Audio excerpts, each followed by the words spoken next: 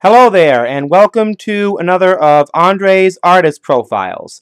Now, today I am profiling actually one of the more recent artists that has since come to my attention, Beyonce.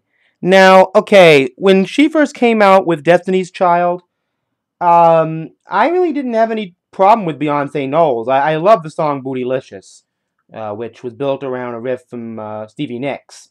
Anyway, when Beyonce first came out, and I saw album covers like that, I felt she was kind of a diva, and I realize even now, she probably still has more haters, out there in the internet world than most, but thanks to a friend of mine named Henrique, I began to see the artfulness of Beyonce and not buy into the whole media circus about her. So anyway, since Beyonce is still recording here, I'm going to be talking about her in terms of what she's put out so far. Now, this is her first album, Dangerously in Love. And the two songs on here that were hits, Crazy in Love and Naughty Girl, are some of the most furiously funky songs I've ever heard in recent years. And vocally, Beyonce absolutely works them to pieces.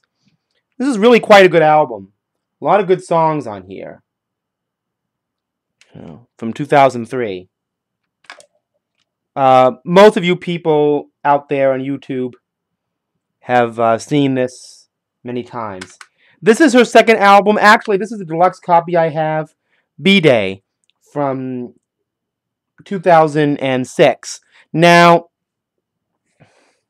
this album represented a huge leap for her with a mixture, especially on the bonus disc, of kind of Brazilian and Latin inflected songs, kind of reflected on the cover art, which is kind of Latin, and maybe a little bit Swiss too. But anyway, the point is that there's a song on here called Get Me Bodied, which actually has a rhythm taken right out of African music and Fela Kuti.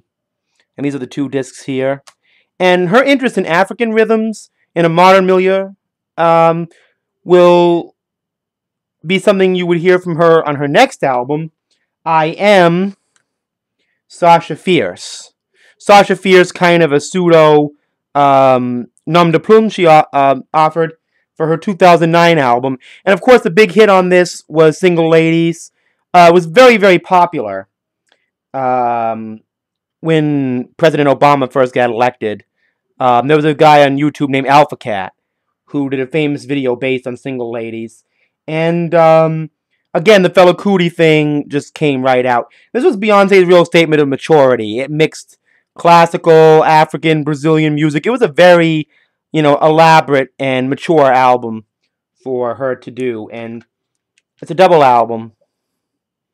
Each record is not in excess of 40 minutes, but I don't know if you can see that. It's really a very good album. Now, her most recent one, which came out a couple years ago, was 4.